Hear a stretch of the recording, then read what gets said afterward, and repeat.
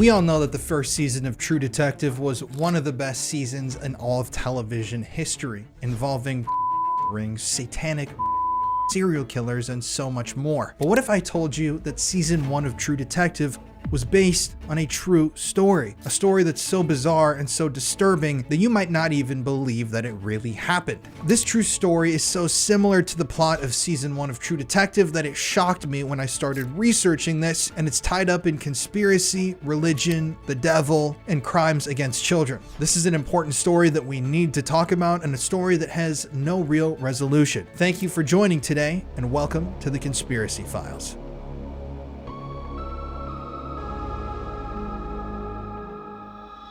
Today's show is brought to you by Magic Mind. I actually have a box of Magic Mind right here. And for this sponsorship, I was tasked with investigating the company as a whole. That's right, I had a conference call with Magic Mind and they told me to go through as much as I could find about them online, look at the details, analyze the evidence. It's kind of crazy. They told me if I find anything bad, I should let them know. So I started my journey. What could possibly be inside this little bottle that's so magical? So Magic Mind is promoted as a product that's an alternative to coffee, a product that can enhance your cognitive skills. They suggest that Magic Mind can give you an energy boost, and you can get that energy from sources other than the extremely high caffeine in coffee. And they also claim that Magic Mind can improve your mental health. It even says right on here, it's a mental performance shot. Subtly sweet. It can give you a sharper mind, lower stress, and calm energy. So being 100% honest, I actually love the taste of this. I love earthy things. It's citrusy, it's sweet, it's got an earthiness to it. I'm not even kidding you. I've worked with Magic Mind before, and when I have drank these shots, I can actually feel a complete difference. Mentally, it gives you mental acuity. It tastes good, and it's a great alternative to coffee because I drink a lot of coffee every single day. And I've noticed that if I take Magic Mind, if I drink that shot, I don't have to drink as much coffee throughout the day to keep my energy levels up. So those are just real things that I've noticed after trying the product for an extended period of time. Now, as a part of my investigation into Magic Mind, I actually came across this document online that they self-released. I love matcha. I am a huge matcha proponent. The L-theanine, I've taken that as a supplement in the past to help me sleep. And yeah, the ingredients that are actually in Magic Mind really make sense with the claims that they're making, like lion's mane mushroom. I've taken that in the past before. But something that I find really important in the Magic Mind formula is the presence of cordyceps mushrooms. I've taken cordyceps mushroom supplements on their own. Courtney, my wife, has done the same thing. Those have such a massive impact on your brain, and it's crazy. Like, you can feel when you take cordyceps mushrooms, the way that it affects me, it gives my brain a boost, almost like you're on stimulants. You have that laser focus and you're really, you're going to work extra hard. That's my personal experience with cordyceps mushrooms. And the fact that they're in here along with all the other ingredients like lion's mane, matcha, L-theanine, it makes perfect scientific sense as to why this thing would not only give you a boost of energy and focus, but also calm you down and soothe you. There are a lot of uses for Magic Mind, and I love all of them. So if you want to give Magic Mind a try, there is a link in the description of this video. I'm also going to put a link in the pinned comment. And honestly, I cannot recommend this company and their product enough. If you want to ditch coffee, you want to ditch energy drinks, and you want to get energy that lasts all day, that doesn't give you that steep drop off of a cliff feeling, that will also help your cognitive function, Magic Mind is a great product to start with. Anyways, let's dive into this story. So, some personal opinions, I gotta say, True Detective Season 1, one of the best seasons of any television show. In TV history, I will die on that hill. I absolutely think that it is the perfect television. It's nitty, it's gritty. The one-shot scene of Matthew McConaughey running through the neighborhood that he's in, with the person that he's trying to smuggle out and take hostage. There's just so much, and it's so good. It's so well written. And doing my research one day for the show, I came across this story that is literally one of the inspirations for the plot of the show. And it's incredibly deeply disturbing. I could not believe that this is true and this really happened. I also know a guy who I'm working on a project with, whose book about a similar ring was actually used as inspiration for True Detective. So he knows the showrunners. It's kind of a cool connection, with that world. A horrific connection when you realize what the connection's from. But nonetheless, today we're going to analyze this true story of the devil in the church,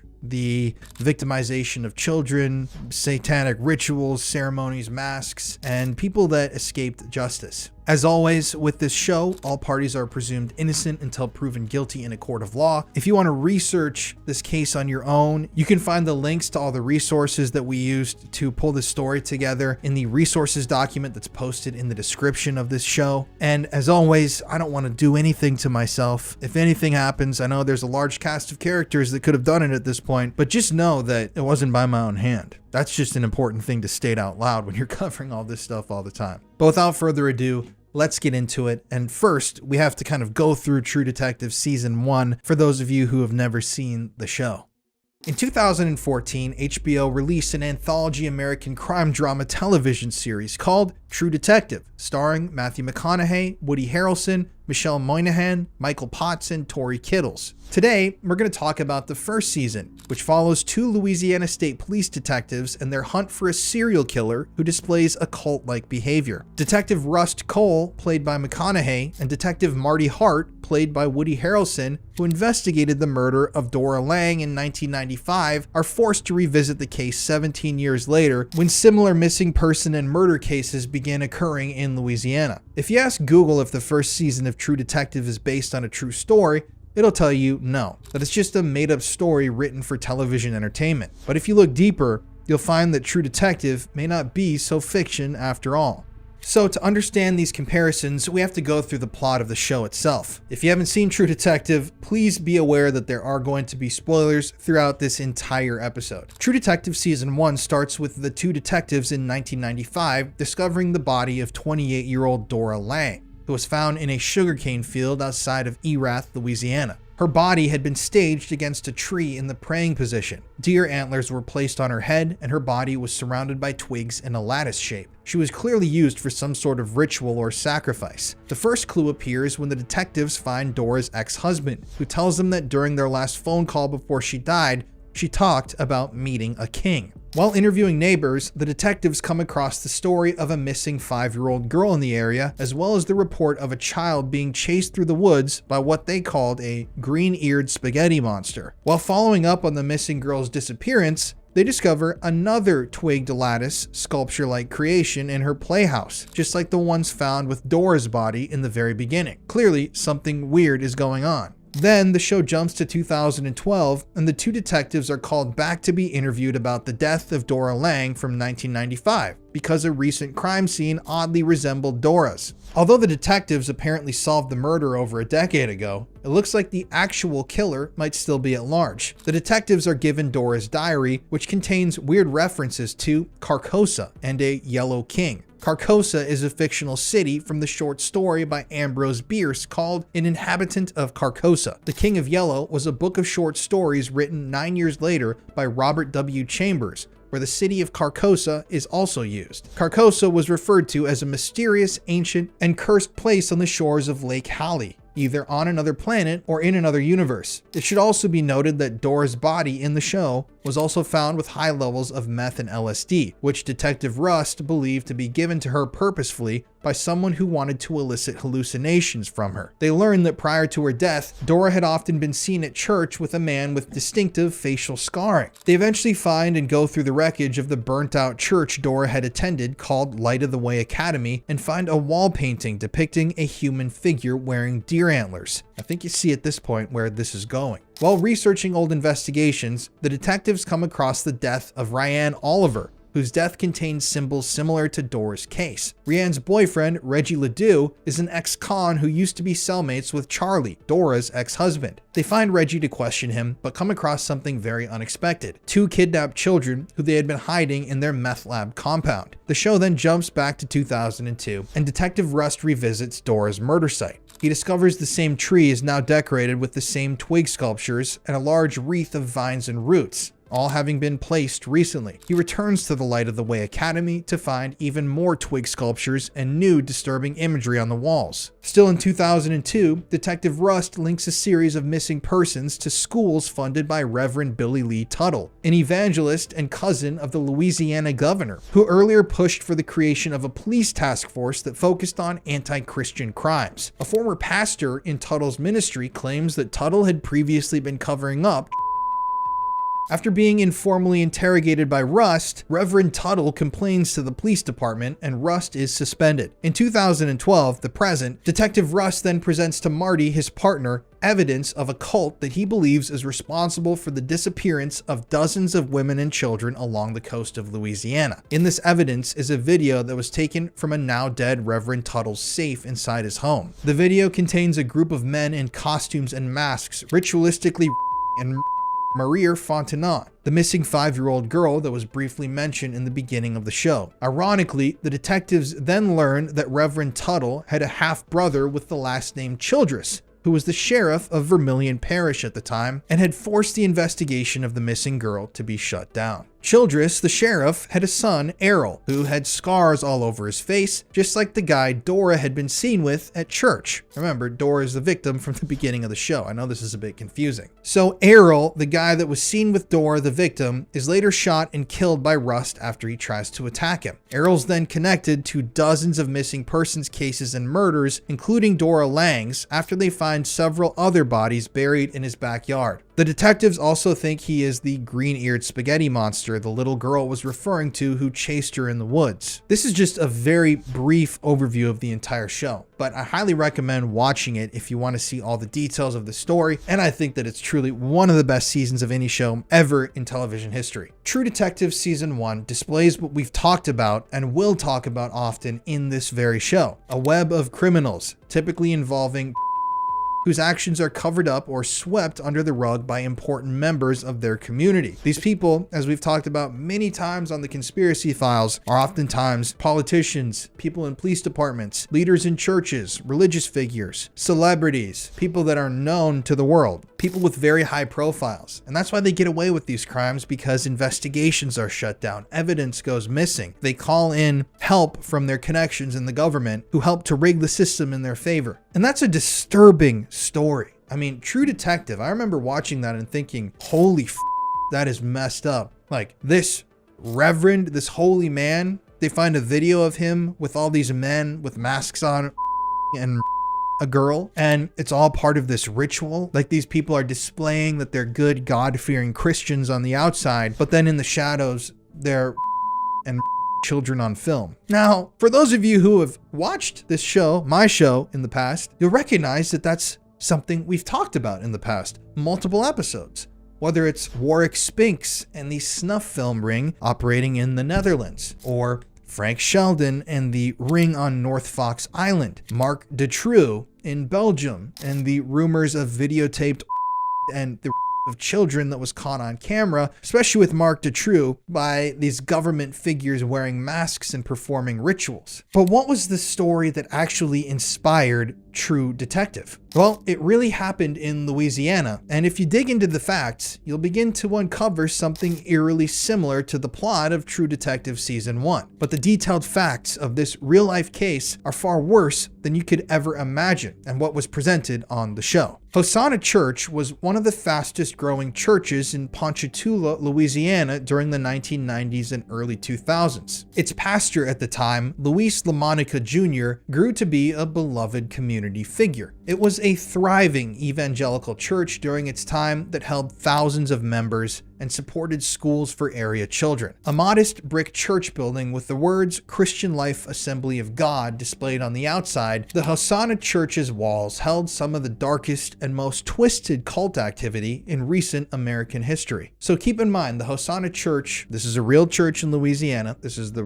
real portion of the story now. It was a beloved fixture of this community, Ponchatoula, Louisiana. This church was attended by hundreds, thousands of people in the community. These folks looked up to the leadership in the church to provide them with guidance, to, marry them to christen and baptize their children. This was a church built on the supposed word of God, glorifying God, and they wanted to help their community, and they were involved in sponsoring local schools. They were heavily involved with the community. But what was happening behind closed doors in this Louisiana church is far more disturbing than anything that happened in season 1 of True Detective. You see, in 2005, a member of the Hosanna Church, Nicole Bernard, blindly called the sheriff's office and told them about everything that had been happening behind the scenes in the church building. 2 days later, Pastor Luis LaMonica Jr. waltzed into Detective Stan Carpenter's office in Livingston, Louisiana, confessing that he and others had been performing satanic rituals, had been carrying out animal sacrifices inside of his church building. He even named his fellow offenders and victims, aside from Nicole Bernard, the woman who first called into the police to let them know about what had been happening. The list of perpetrators that the pastor gave to the police included Nicole's husband, Austin Bernard, known as the mastermind of the cult, Louise LaMonica's wife, Robin, church member Paul Fontenot, sheriff's deputy Chris Labat, and a woman named Patricia Trish Pearson. Now, Hosanna Church was founded by Louise LaMonica's father, Louis LaMonica Sr., over 20 years prior, and had apparently converted to Satanism in 2000. It began chasing away the congregation, leaving only a select few members. The windows of the church were painted white so that no one could see inside of the building, and dump trucks spread dirt all over the back parking lot in an attempt to close it up and stop people from coming in. The town of Ponchatoula, where Hosanna Church was located, only had around 5,000 people living in it at the time, and with the use and closing up of the church, the close-knit relationship between the members of the church and the victims, and the fact that these children weren't likely to be able to even report their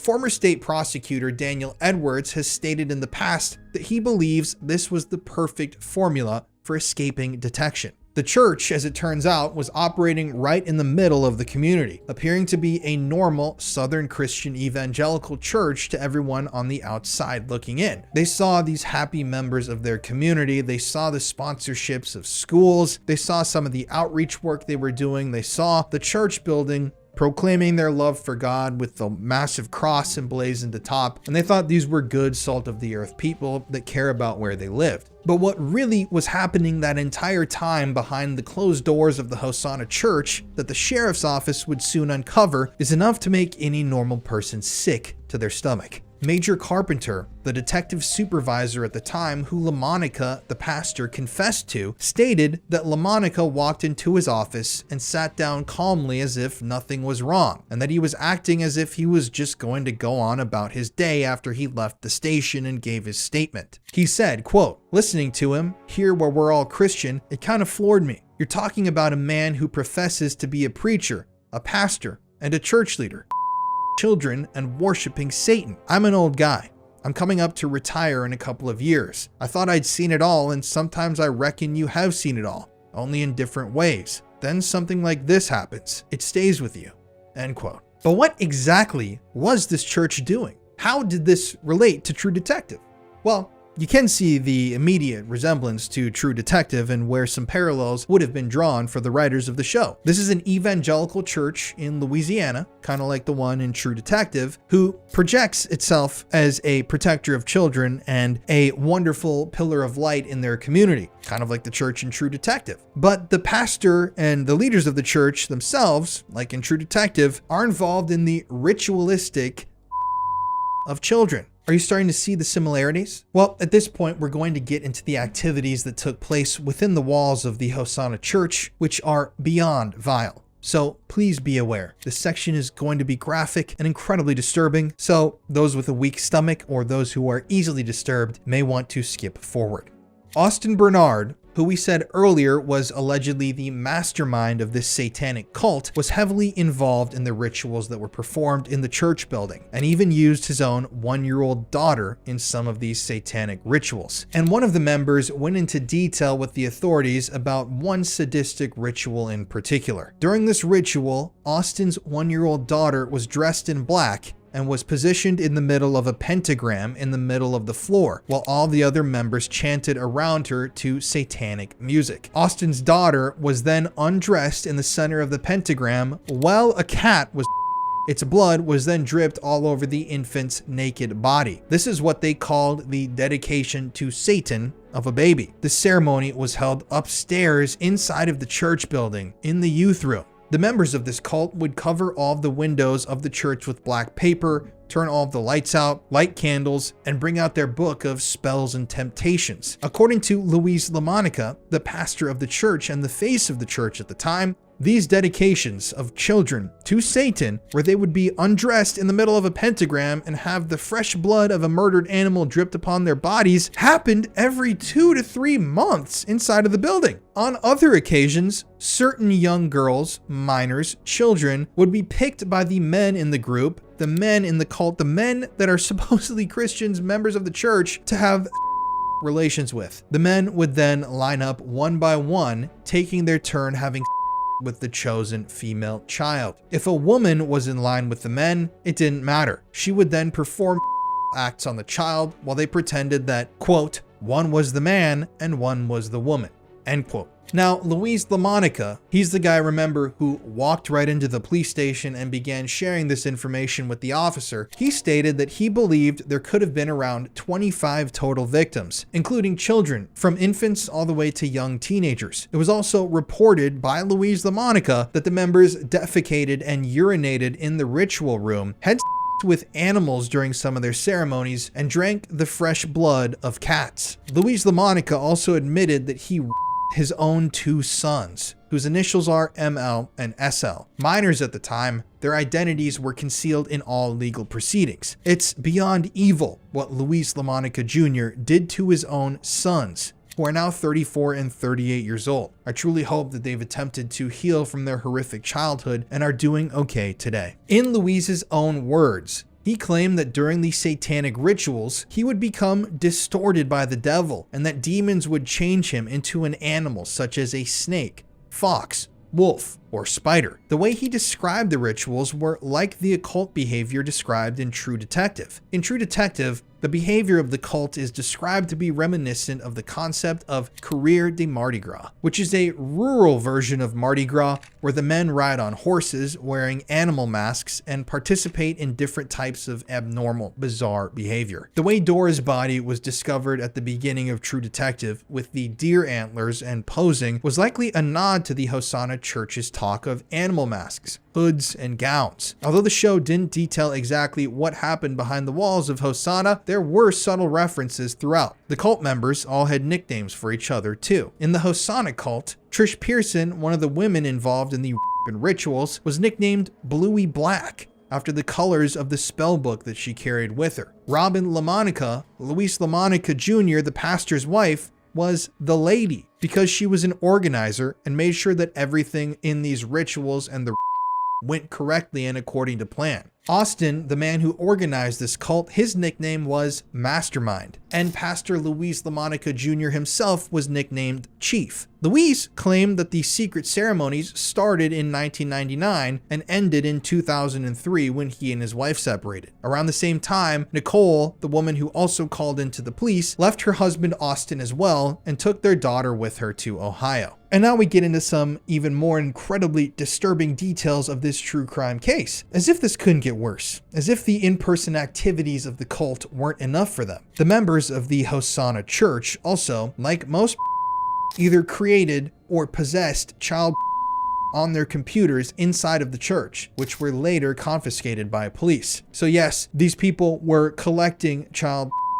they were consuming child, they were storing that child inside of the church that they were using for satanic rituals where they children. How horrific. And in addition, I don't know if I really mentioned this, but during these rituals at the Hosanna Church, these members would wear these masks. They would do these things and, wear these costumes and disguises. And that imagery is just so deeply unsettling and disturbing to a rational person. A group of adults who, to the outside world, are Christians, people that will greet you at the supermarket with a friendly smile and a handshake. They're clean-cut, clean-shaven, respectable-looking members of their community. These people are dressing up in bizarre costumes, wearing animal masks, and children on top of pentagrams, one at a time in a line. Children while wearing these things and lighting candles and drinking and playing with fresh blood. Ugh, it's really, really disturbing, deeply disturbing.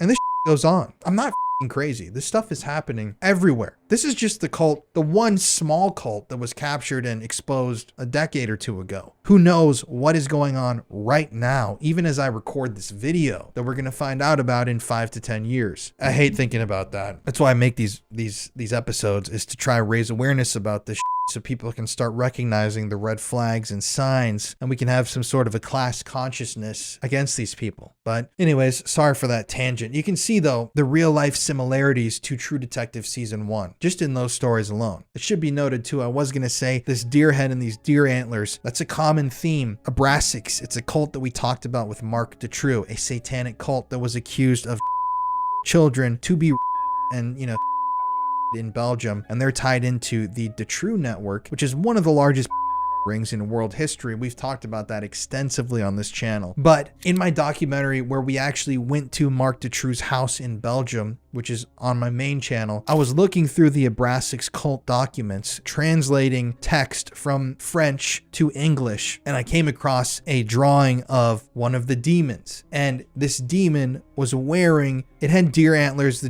drawing of the demon actually had a deer head. And this was a demon that was supposedly associated with protecting criminals and providing people who blaspheme protection. So this demon was like attracted to inverted crosses and, bad mouthing God, whatever religion you subscribe to. In this case, we're talking about Christianity. So this demon was a blasphemous demon. It loved pentagrams and, upside down crosses and anti-Christian, anti-God displays. So I do find it interesting because when we went to the Chateau de Amroy, which is another episode of the Conspiracy Files, something I didn't catch until I was watching the premiere live was that there was a deer head at the very front of the Chateau de Amroy. I got footage of it. It's sitting right there out in the open, a gigantic deer head. Then the video footage that I found of someone exploring Mark Dutroux's house, who is that serial killer running a huge ring. When someone went through his abandoned house, they found a deer head as well. And I included that footage in my documentary too, where this deer head was inside of his abandoned home. And then after seeing all this stuff, I find this demon with a deer head protecting criminals and blasphemous things inside of the book published by the cult that is tied into Mark Dutroux that has been accused of and children in the name of Satan. Then you fast forward to here in the United States of America, the Hosanna Church, wearing these same animal masks. And the tie-in to True Detective, the very beginning of the show, when the woman is found with antlers, a deer head, the very first thing. And that's a prominent thing throughout True Detective, the symbolism of the antlers and the deer head. And it was an important thing to these Hosanna Church Satanists as well. So is that all connected? Or am I just a stark raving lunatic? That is for you guys to decide. But I think that there's a connection there. I mean, where there's smoke, there's fire. And there's a load of smoke throughout this entire thing, throughout all of those things. But let's continue with the Hosanna Church. Luis LaMonica Jr., the pastor of the Hosanna Church, who was the guy who waltzed into the police department and wanted to tell the detectives the details of this sickening satanic. He was eventually arrested along with 8 other central members of the cult, including Nicole Bernard and her husband, Austin. After the arrests, police in Ohio reportedly searched Nicole's storage unit and found mattresses, videos, and garbage bags full of costumes. Now remember, Nicole, she's married to Austin, the mastermind of the cult, and Nicole left Austin, took her daughter, and fled to Ohio. But why did she bring the videotapes containing the child? The videotaped rituals of these people, children in the name of Satan. Why did she bring those with her? Why did she bring the costumes from the cult? Why did she bring the mattresses that we can only assume were used to these children? I don't know. To top it all off, Luis LaMonica Jr. and his wife Robin were also facing allegations at the time of having with children in their own home. Now, Luis LaMonica Jr. was charged with 2 counts of aggravated of a juvenile and a charge of a crime against nature. This is a term used to describe sexual offenses that are considered unnatural or contrary to the order of nature, which can include acts such as sodomy, bestiality, which is between a human and a lower animal, prostitution, or acts involving minors. By the looks of it, it seems like these people were involved in literally all of the above. Now, Sheriff Edwards noted in 2005 that they were looking at least 20 child charges against members of the cult, dozens of videotapes, hundreds of computer disks, and 8 large boxes of documents and photographs were also taken out of the church as evidence. Some of the victims were interviewed, which led to additional charges after all of the arrests. Now, this cult had stockpiled child. Not only were they, recording rituals allegedly and manufacturing their own stuff, but they were collecting it and they were plugged in, obviously, to a much wider network. I mean, you gotta imagine this was late 90s, early 2000s. The internet at the time wasn't what it is today. So these people were dedicated, and these rings that were operating on the internet were much more organized than they are today. Now, Louise LaMonica's attorney at the time, Michael Teal, told the news that he believed the case had been sensationalized and that there had been a rush to judge based on conjecture, rumors, and leaks to the media. Well, I'm sorry, Michael, but the evidence doesn't lie. The 8 additional people that were arrested besides Louise LaMonica Jr. were Robin LaMonica, Louise's wife, who was 45 years old at the time, arrested on 1 charge of aggravated by the Livingston Parish Sheriff's Department. Also, the Tangipahoa deputies from another jurisdiction charged Robin with 2 additional counts of aggravated. Patricia Pearson, who was 54 years old at the time, was arrested for sexual battery and principal to aggravated of a juvenile, with 2 additional counts of principal to aggravated. Alan R. Pearson, 46 years old, was arrested on 1 count of aggravated, and Tangipahoa deputies charged him with 3 additional counts of aggravated. It was reported that Alan Pearson was a former member of the church, but that his crimes were unrelated to this entire thing. That's an odd coincidence, right? He wasn't officially in the cult, but he was just charged with children that the whole cult was doing, even though he was associated with them in the past. Well, this brings us to Chris Labatt, a former Tangipahoa Parish Sheriff's deputy who was 24 at the time. He was arrested on 1 count of aggravated and charged with 2 additional charges of aggravated, 1 charge of failure to report, 1 charge of malfeasance in office, and 1 charge of child after computers were seized from his home. He was also a former Hosanna Church member arrested around the same time, but apparently not associated with the cult. So you have a sheriff's deputy who is arrested, who's a former member of the church, who's arrested at the same time as the rest of the cult, who was doing the same things that the cult were doing, committing the same types of crimes, but apparently he's not associated with them. I find that hard to believe. There's also Paul Fontenot, a 21-year-old church member at the time, who was arrested on 1 count of aggravated. He was later charged with 2 counts of aggravated and 1 charge of aggravated incest. Nicole Bernard was arrested on 1 count of aggravated, followed by an additional charge of aggravated. Austin Bernard, the mastermind, was also arrested for aggravated of a juvenile. Luis Mowbray, former co-pastor of the church, was arrested for obstruction of justice, failure to report a felony, and accessory after the fact to aggravated. So what happened here? What was the outcome of this case? Well, Louise LaMonica Jr. was sentenced to life at the Louisiana State Penitentiary in West Feliciana Parish, Louisiana, which is also called Angola, after the former slave plantation that occupied the territory. He appealed his conviction, which was denied in July of 2010, and if you want to read it, the entire opinion of the Louisiana Appellate Court can be found in the references below. Austin Bernard, the ringleader, was also sentenced to life at Angola. He too appealed his conviction, but was fortunately told to pound sand. Robin LaMonica and Patricia Trish Pearson avoided any prison time, and their charges were dismissed. Paul Fontenot pleaded no guilty to battery of a juvenile, and he was initially facing a life sentence, but under the terms of his plea bargain, was only sentenced to 10 years in prison in 2009. That means that he was released from prison in 2019, and he's currently walking the streets today, despite being imprisoned for charges like aggravated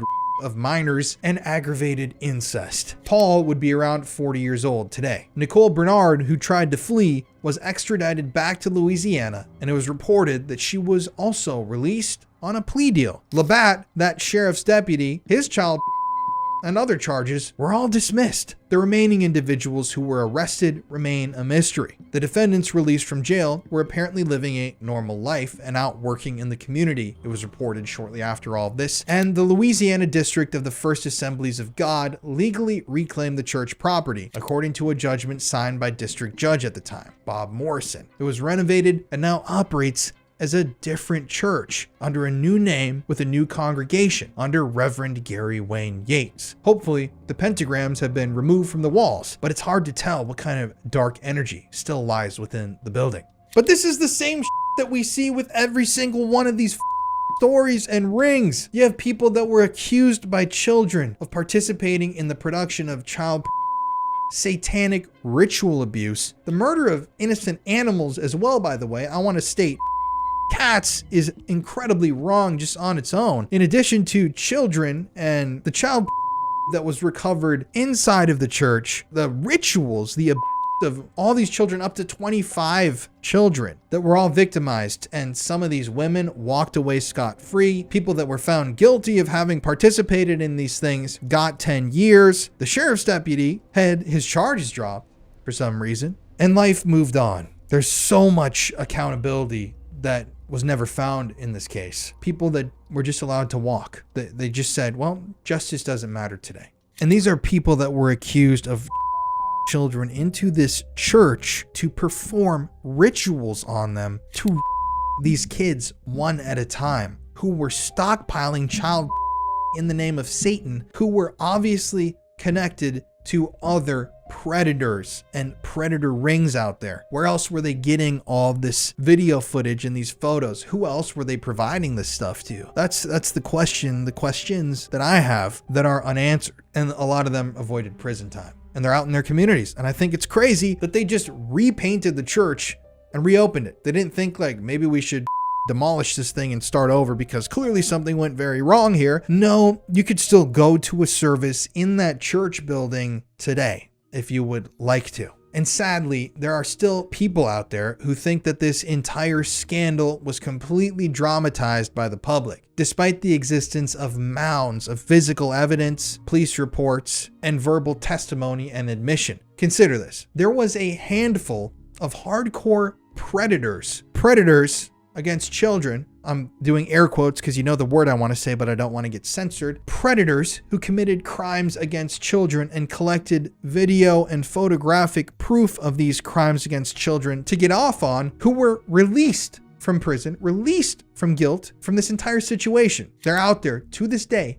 I don't know if they're still in Louisiana, but they walk amongst you. I don't really understand why so many predators are let off the hook and allowed to live normal lives amongst the public. But Southern America holds a lot of small towns, and I'm sure a lot of inner circles with a lot of deep, dark secrets. True Detective in 2014 hopefully opened up discussions about the Hosanna Church cult and the horrific things they did. But just like with the show, did the actions of the Hosanna Church truly go undetected for all those years? Or did a lot of powerful people in the community of Ponchatoula turn a blind eye? Were sheriffs in on the whole thing, and did they look the other way? Did law enforcement officials, people in the judicial system, hear rumors of the rituals or even come to participate in them and turn a blind eye? Did other members of churches, were any other pastors from local parishes or congregations invited to the Hosanna Church to get involved with one of these rituals or partake in what they were doing? Who else visited just for a ritual and participated in one offense against a child and then walked out and was never counted as being a part of this cult? How many people helped this thing operate? How many people were never caught or even identified? I mean, it's hard to even fathom the scope of just a small group like this. And it's really hard to tell how many silent victims of the Hosanna Church cult still remain. And I'll leave you on this. True Detective. These people in the show weren't just okay with putting the masks on and the costumes and victimizing a child. They wanted to take it all the way until the child was. This is something we see with these groups.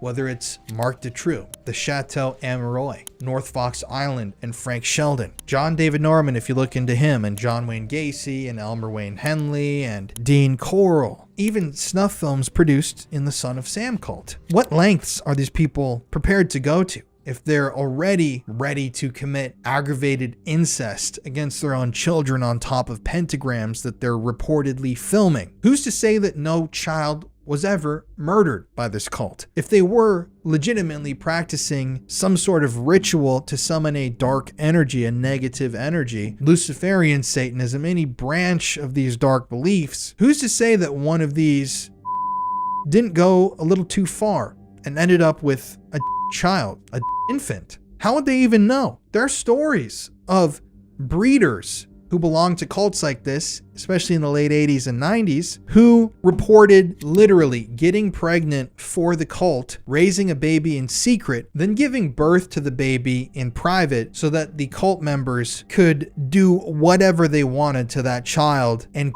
whenever they wanted to with immunity, because the US government doesn't even know that this child exists. Actually, I'm going to play you a clip right now from a special where these women are describing some of these things. Just take a look. My daughter, who I named Wendy, was sacrificed at birth with an upside-down cross and then taken outside and buried. My son, they kept and let live till 2 years old, and then he was sacrificed. Michael and I had a son, and he was dedicated to Satan at birth, and at 6 months of age, he was sacrificed to Satan. It is most common for the heart to be taken from the child and offered to Satan. These women say they speak from personal experience. They claim to be breeders, forced by covens to bear children, both as a way for the cults to get new members and to find fresh victims for ritual murder. Did you give birth to infants who were sacrificed? My first two Were sacrificed? were sacrificed. I was told it was the highest honor I could ever do as a woman, was to sacrifice my first two. And you did that? I was so brainwashed, I believed their philosophy. Jackie tells us she was able to escape her satanic cult. Today she helps other women, like Donna, who are trying to break free. You killed your babies? Take the skin off. You skin the baby? You take the baby's skin off? Do you feel remorse? Have you told the police? I had to do what I had to do, or I'd be killed like the babies that they made me watch killed, and that they put in my hand. They said, "Obey, or this is you." Jackie, you have some pictures drawn during the therapy sessions by the people who've been through this. Why don't you show me some of them? This picture is a person remembering skinning children and babies and hanging it out to dry. And skinning them, taking the skin off alive while they are alive, and skin them until they die. And that's how your babies died? They took a little patch about 3 by 4 off of her stomach, skinned her, and said, "We'll skin you all the way if you talk or cry." You learn not to cry real fast. I don't cry. For their part, mainstream Satanists strongly deny these gruesome allegations. So now you've seen that. Is it too far-fetched to think that it could have been possible for people involved in a cult like this to a child, even on video or off video, bury it in the woods in the swamplands of Louisiana and get away with it? I don't know. But this is a haunting, disturbing story that is known to have been an inspiration for True Detective Season 1, a show that I happen to love, but sadly a show that, as I've grown older, just mirrors real life in these deeply disturbing ways. But thank you guys so much for joining me on this journey today. Once again, if you want to go read through the resources that the research for this episode was drawn from, there is a document in the description of the show that you can find those resources at. I just want to remind you that if you seek out the good in life, you seek out the light and the love and the good energy, it's going to come to you. And this is a fight that we can win if we educate people and we continue spreading knowledge. This show, by the way, is a grassroots show. I don't have like the millionaire backers and huge companies that are wanting me to produce this show. It's actually the opposite, where they're trying to kind of silence it in their own way. So if you could please, if you care about this stuff and you want people to learn about these things, consider sharing the show and be sure to leave me a comment if you're watching on YouTube and like the video, because comments and likes really help the channel grow. But anyways, y'all, thanks for tuning in. I will catch you next week. Keep that tinfoil hat on, and as always, stay suspicious.